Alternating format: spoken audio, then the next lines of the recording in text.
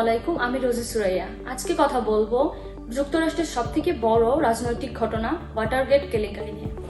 জানাবো একটি ছোট্ট চুরির ঘটনা কিভাবে একটা মার্কিন প্রেসিডেন্টের পদত্যাগের কারণ হয়ে দাঁড়িয়েছিল। চলুন জেনে নেই পুরো ঘটনাটি। সে সময় যুক্তরাষ্ট্রের প্রেসিডেন্ট ছিলেন রিচার্ড নিক্সন। সে সময় তিনি রিপাবলিকান পার্টির নেতা ছিলেন এবং পুনরায় প্রেসিডেন্ট নির্বাচনের জন্য ডেমোক্রেটিক পার্টির বিরুদ্ধে প্রস্তুতি নিচ্ছিলেন। সময়টি ছিল 1972 সালে 17 জুন। রাতে ওয়াটারগেট ভবনের একজন নিরাপত্তা কর্মী অস্বাভাবিক কিছু লক্ষ্য করেন এবং তার সন্দেহ হলে পুলিশকে খবর দেন।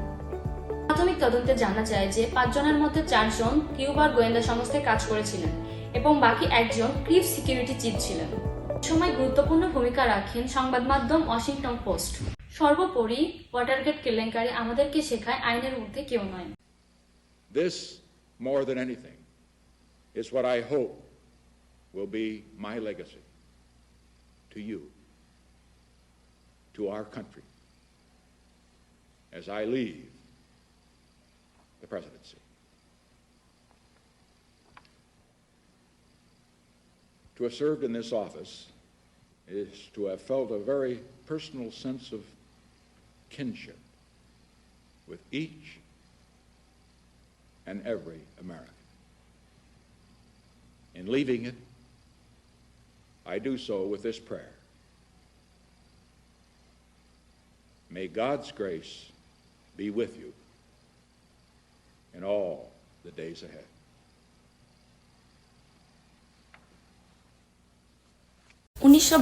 সালে যুক্তরাষ্ট্রের পরিস্থিতি ছিল অস্থির। দেশের ভিয়েতনাম যুদ্ধের উত্তেজনার পাশাপাশি রাজনৈতিক ও নির্বাচনের চাপ সব মিলিয়ে যেন এক বিষামাল পরিস্থিতি। ঠিক এমন সময় ঘটে যায় রাতের আধারে ওয়াটারগেট ভবনের এক সাড়া জাগানো ঘটনা, যা পরবর্তীতে ইতিহাসের ওয়াটারগেট কেলেঙ্কারি নামে আখ্যা পায়। তৎকালীন সময়ে ডেমোক্রেটিক পার্টির প্রেসিডেন্ট প্রার্থী ছিলেন জর্জ ম্যাকগভার্ন।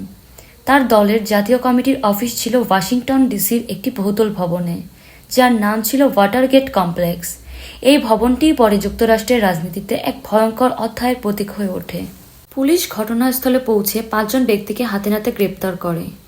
তাদের কাছ থেকে উদ্ধার করা হয় নগদ টাকা, ক্যামেরা এবং গোপনে কথোপকথন শোনার ইলেকট্রনিক যন্ত্র। এই থেকে প্রমাণ হয় যে এটি কোনো সাধারণ চুরি নয়, বরং এটি সুপরিকল্পিত গুপ্তচর বৃত্তির চেষ্টা। পরবর্তীতে অভিযোগ ওঠে প্রেসিডেন্ট নিক্সনের নির্বাচনী কমিটি এই ঘটনার সাথে সরাসরি যুক্ত ছিল। এছাড়াও অভিযোগ ছিল হোয়াইট হাউস থেকে তদন্ত প্রক্রিয়া থামানোর চেষ্টা করা হয়েছে। ক্রিপের সিকিউরিটি চিফের সরাসরি চুরির সাথে জড়িত থাকায় বিষয়টিকে আরও ভয়াবহ করে তোলে। যদিও ইতিমধ্যে নিক্সন দ্বিতীয়বারের মতো প্রেসিডেন্ট নির্বাচিত হন, তবুও শেষ রক্ষা হয়নি। জনগণের চাপ ও সাংবাদিকদের তদন্তের জেরে এবং মিডিয়ার তোপের মুখে পড়ে নিক্সন প্রথমে অপরাধীদের দোষ স্বীকার করতে বলে, যদিও কাজটি করা হয় অতি গোপনীয়তার মাধ্যমে। পরিশেষে অপরাধীদের মধ্যে একে একে সকলেই সত্য স্বীকার করেন এবং অবশেষে কংগ্রেসের অভিশংসনে প্রক্রিয়া শুরু হওয়ার আগেই 1974 সালের 9 আগস্ট রিচার্ড নিক্সন পদত্যাগ করেন। এর মাধ্যমে তিনি যুক্তরাষ্ট্রের ইতিহাসে প্রথম প্রেসিডেন্ট হিসেবে পদত্যাগকারী রাষ্ট্র। দর্শক, এই ছিল আজকের প্রতিবেদন। আমি রোজি সুরাইয়া। দেখা হবে পরবর্তী কোনো ভিডিওতে।